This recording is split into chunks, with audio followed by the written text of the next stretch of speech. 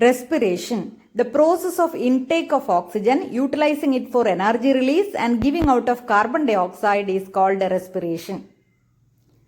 That is the process of exchange of oxygen from the atmosphere with carbon dioxide produced by the cell is called breathing, commonly called respiration.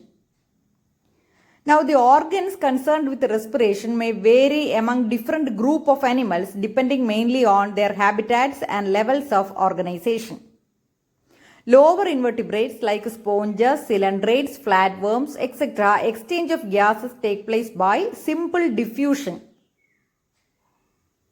Earthworms use their moist skin and insects have a network of tubes called trachea to transport atmospheric air within the body.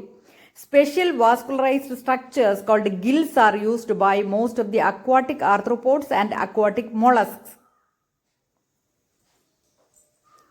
Here you can see the insect's respiratory organ, namely trachea, and the opening of the trachea also is shown, namely spiracles.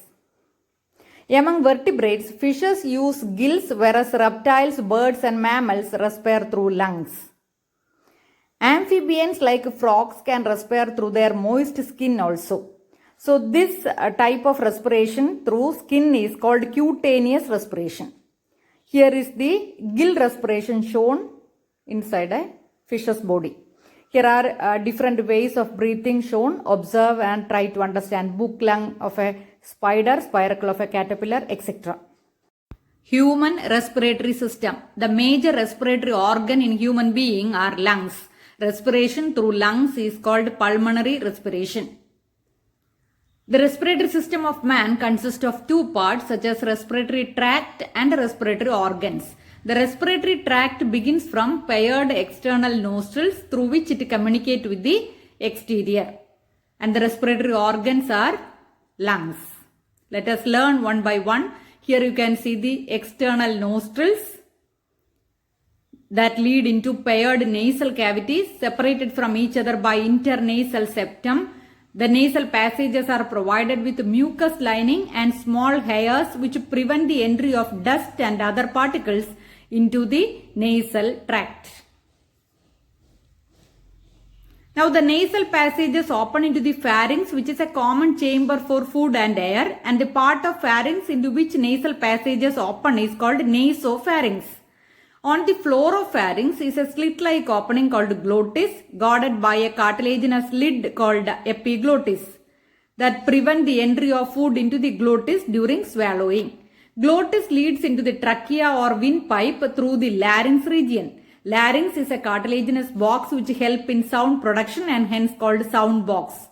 Here is the structure of human respiratory system. Here you can see the epiglottis, larynx, trachea, and the remaining parts, namely bronchi, etc. Trachea is a straight tube extending up to the mid-thoracic cavity which divides at the level of thoracic vertebrae into right and left bronchi. Here the right and left bronchi visible, which divides into primary, secondary, tertiary bronchi. Each primary bronchi undergoes repeated divisions to form the secondary and tertiary bronchi and bronchioles, ending up in very thin terminal bronchioles. Here you can see primary, secondary and tertiary bronchi. The trachea, primary, secondary and tertiary bronchi and initial bronchioles are supported by incomplete cartilaginous rings. Now, each terminal bronchiole gives rise to a number of very thin vascularized bag-like structures called alveoli. The branching network of bronchi, bronchioles and alveoli comprise the lungs. Now, alveoli are the structural and functional units of lungs where gaseous exchange takes place. Now we have two lungs which are covered by a double-layered membrane called pleura with pleural fluid between them. This pleural fluid helps to reduce friction. Here is a beautiful structure of a human respiratory system. You can see alveoli here where the gaseous exchange takes place. Now the outer pleural membrane is in close contact with the thoracic lining, whereas the inner pleural membrane is in contact with the lung surface. The part starting with the external nostrils up to the terminal bronchiole constitute the conducting part, whereas the alveoli and their ducts form the respiratory exchange part of respiratory system. Now the conducting part transports the atmospheric air to the alveoli, clears it from foreign particles, humidifies and also brings the air to body temperature.